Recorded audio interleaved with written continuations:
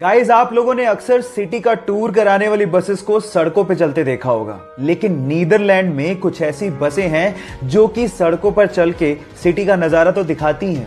वो अचानक से नदी में उतर जाती हैं और उसके बाद पानी में चल के सिटी का नजारा दिखाती हैं। 2017 से ही आधिकारिक तौर पे नीदरलैंड में इन बसेस को चलाया जा रहा है, जिन्हें हम रिवर बसेस के नाम से जानते हैं।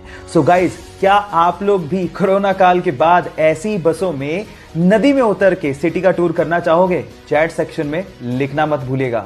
मैगी शायद इस लॉकडाउन में हमारा नेशनल फास्ट फूड बन गया है, लेकिन सवाल यह है कि मैगी का नाम मैगी रखा किसने? डोंट वरी, मैं आपको बताता हूं। मैगी का नाम मैगी रखा इसके मसाला इन्वेंटर जूलियस मैगी के नाम पर, जिन्होंने सन 1863 में, जी हां 1863 में मैगी के मसाले को बनाया था। और उसके बाद ये इंस्टेंट नूडल यूएस और फ्रांस में छा गया। और उसके बाद सन 1947 में नेस्ले ने मैगी को खरीद लिया और फिर 1983 में ये भारत में एंटर हुआ। और उसके बाद आज भारत मैगी का सबसे बड़ा मार्केट भी है।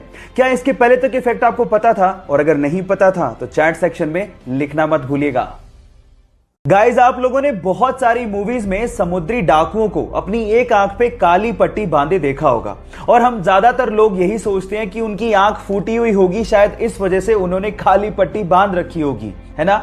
लेकिन ऐसा नहीं होता। वो उनका नाइट विजन का जुगाड़ होता है। एक्चुअली बहुत बार डाकुओं को लड़ते लड़ते जहाज के डेक में जाना पड़ता है और वहां पर बहुत ज्यादा अंधेरा होता है।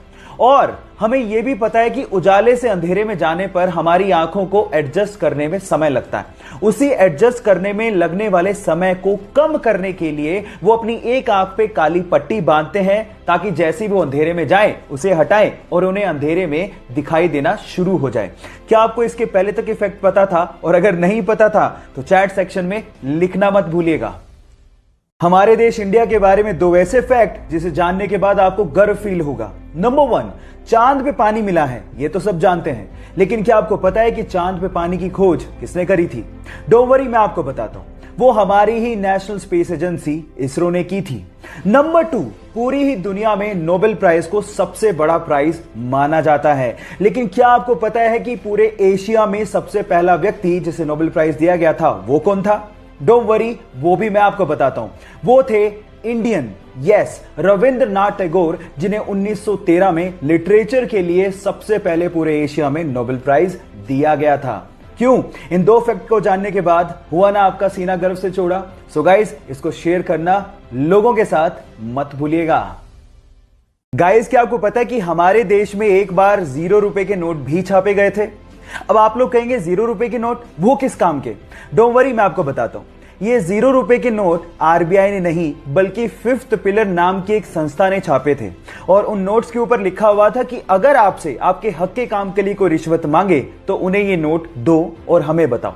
ये एक्चुअली एक तरीका था अपना गुस्सा जाहिर करने का, क्योंकि आपके हक के काम के लिए कोई रिश्वत क्यों मांगे। ये भ्रष्टाचार को कम करने का तरीका आपको कैसा लगा? चैट सेक्शन में लिखना मत भूलिएगा।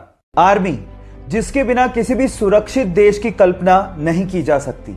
लेकिन अगर मैं आपसे कहूं कि इस पूरी दुनिया में एक ऐसा सुरक्षित देश है जहां पर आर्मी है ही नहीं, तो आप क्या कहेंगे?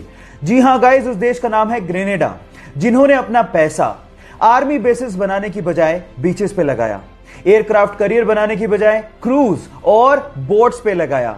ग्रेनेडा, जहां पर ग्रेनेड नहीं बल्कि कोको का प्रोडक्शन होता है और बहुत ही यमी चॉकलेट्स प्रोड्यूस की जाती हैं। काश कि हर जगह ऐसा होता। No military, no weapon, no war. आपको ये आइडिया कैसा लगा? चैट सेक्शन में लिखना मत भूलिएगा। कनाडा के एक 23 साल के लड़के को एक्सीडेंट की वजह से अपना पैर गंवाना पड़ा और उसके जस्ट बाद ही उसे कैंसर भी हो गया। डॉक्टर्स ने कहा कि तुम कैंसर की वजह से ज्यादा दिन तक जिंदा नहीं रह सकते। तब उसे समझ में आया कि कैंसर पे रिसर्च कितनी ज्यादा जरूरी है ताकि लोगों की जान बचाई जा सके।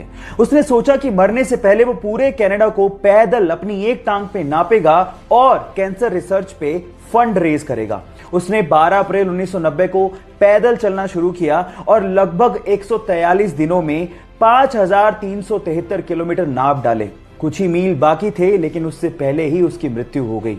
उस 23 साल के लड़के ने पूरे कनाडा के लोगों का दिल जीत लिया। आज भले ही वो जिंदा ना हो, लेकिन कनाडा के लोगों के दिलों में वो आज भी जिंदा है। उसका नाम है टेरी फोक्स और उसके जज्बे को मैं दिल से सलाम करता हूं।